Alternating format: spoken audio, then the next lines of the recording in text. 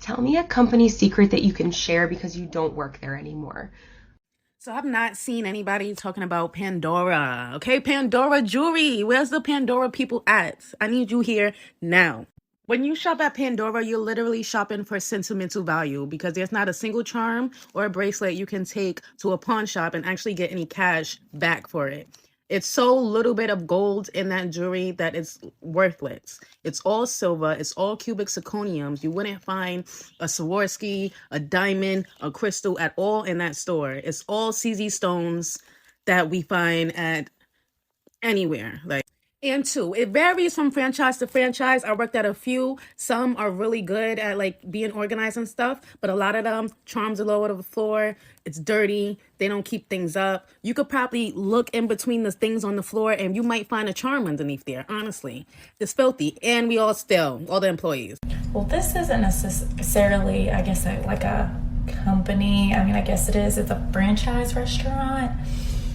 But the fact that they put money over everything, I mean, is literally insane. Like, we live in a world that companies would rather stay open at all costs versus just putting a note on the door saying, sorry, we're closed, we're not adequate staff today, or this, that, or the other.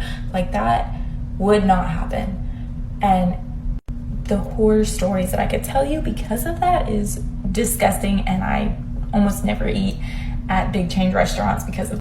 But one thing specifically, before COVID happened, I worked at this big chain restaurant. We'll just call it Crapplebee's. There was a one line cook that night, and I walked out to the back area where we can take breaks and stuff, which was literally disgusting. They have no designated break area. It's literally where they keep all the boxes, and it's where they keep the dumpster. We're just supposed to sit out beside the dumpster to take our breaks. And I remember going out there, and one of the line cooks came out from around the dumpster, and I was like, why were you behind the dumpster? And he's like, I'm throwing up. And I'm like, oh my God, like, can I get you some water? Like, do I need to go tell the manager? He's like, no, I already have. I was like, what do you mean? He's like, I've already told the manager that I'm throwing up. They said there's nothing they can do. I'm like, you're cooking people's food. Like, let me go talk to the manager. So I go, I get water. I go to the manager, and I'm like, hey, like, so-and-so is behind the dumpster throwing up. Like, I visibly saw them, like, throwing up. They're like, well, what do you want me to do? I was like, call somebody in. They're like, nobody can come in. Nobody can come in. There's nothing I can do. I'm like, well, then close the doors. There's somebody vomiting, cooking other people's food. And they said if they did that, they would get fired. And that's just one of the many disgusting reasons why I will not go to this specific chain restaurant or many chain restaurants, because they actually care more about people coming in and giving them money than sending somebody who's vomiting home. Hi, former Ulta cashier here. And one of their policies that not a lot of people know about is their return policy. You can go and purchase anything from like a straightener to like a makeup palette, moisturizer, and as long as 75% of that product is still in the container, you can get a 100% refund. And all you have to do is you go up to the cashier, type in your phone number, as long as you typed it in at checkout, and they can literally pull up all of your purchase history right in the store there. So you don't have to keep your receipt or none of that, and you can go home, try the product, you don't like it, take it right back. Saved me so much money. So UberFacts tweeted this: what company secrets can you reveal now that you don't work for the company anymore? And I just want to go through some of my favorite responses. The first one says, the bank really does reorganize your transactions to make you overdrawn. And there's a reply that says, yeah, banks have been sued for this. So I used to work at Nothing Bun Cakes, and I was a froster and baker's assistant. And when we baked the cakes, we would wrap them and date them and put them in a large freezer. Whenever we needed a cake, it would be first in, first out. There'd be cakes longer in there for a month or two. We'd throw them out after a certain amount of time. But at the beginning of the day, you grab the cakes that you need for the orders, let them defrost, and then you decorate them and send them out to wherever they're going. Yeah, we don't bake those on the day of, which our boss made us tell customers. Whoops. Walmart will 100% allow milk, dairy, eggs, whatever, sit in the back room for, I've seen it 2 hours plus, and still put it on the shelves. I've worked in 2 different Walmarts. It happens. I'm sure it happens everywhere. If you hear Sephora employees talking about Nora on their little headsets, they're talking about someone shoplifting, or more likely they are profiling someone as a shoplifter. To be fair, this was several years ago. I don't know if they still do it, but I used to work for a high-end mall department store. Like, you know the ones, right? They sell name brand purses and makeup and cologne, like all the fancy stuff that honestly none of us really care about.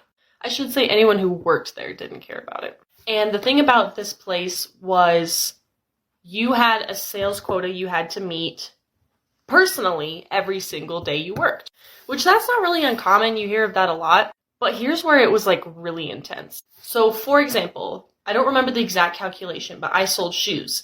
And if I worked a 5-hour shift selling shoes, it broke down to like I had to make personally, I had to sell $120 in shoes per hour.